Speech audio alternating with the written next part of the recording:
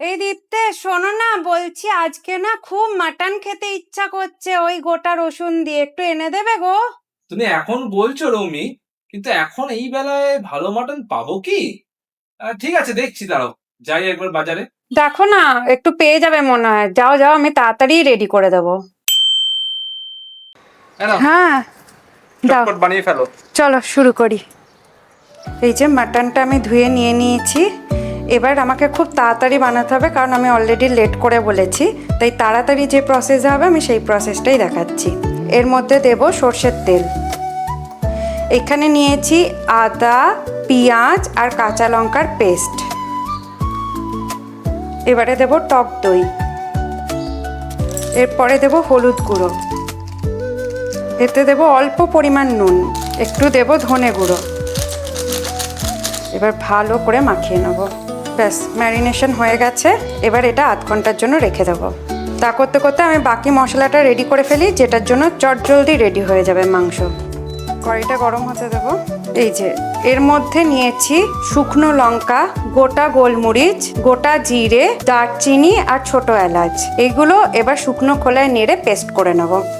এই মশলাটা যদি রেডি করা থাকে, ব্যাস আর কোনো মশলার দরকার নেই। ব্যাস, পেস্ট ভাজা ভাজা হয়ে গেছে। এবার আমি তুলে নেব, দিয়ে মিক্সিতে পেস্ট করে নেব। ততক্ষণে এখানে আমি আলু নিয়ে নিয়েছি। সেই আলুটাকে নুন মশলা মাখিয়ে নেব।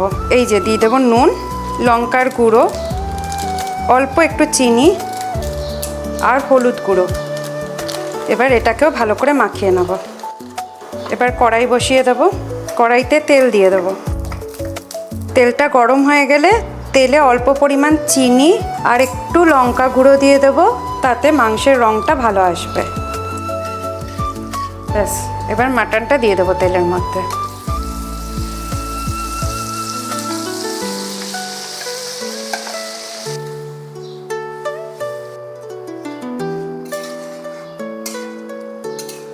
এবার গোটা রসুনটা দিয়ে দেব, যাতে ভালো করে গন্ধটা এখন আসে। এটা সিদ্ধ হতেও একটু টাইম লাগবে গোটা রসুনটা।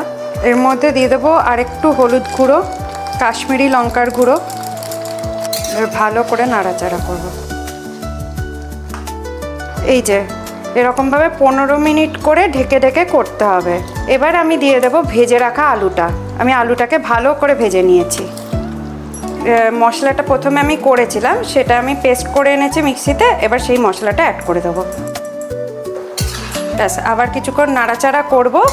তারপরে আমি প্রেশার কুকারে দিয়ে দেবো, কারণ আমার হাতে আজকে টাইম কম আছে। প্রেশার কুকারে তাড়াতাড়ি হয়ে যাবে, খেতেও ভালো হবে, সিদ্ধটাও ভালো হবে। ব্যাস, এবার প্রেশার কুকারে দিয়ে নিই। প্রেশার কুকারে জাস্ট আমি 6টা মতন সিটি দিয়ে দেবো। এই যে হয়ে গেছে, আমি 6টা মতন সিটি দিয়েছি। এবার খুলে দেখি কীরকম কী রঙ এসছে, কী হয়েছে।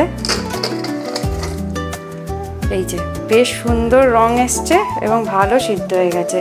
এবার আমি প্লেটিং করে নিয়ে আসছি। রেডি হয়ে গেছে গোটা রসুন দিয়ে মাটন।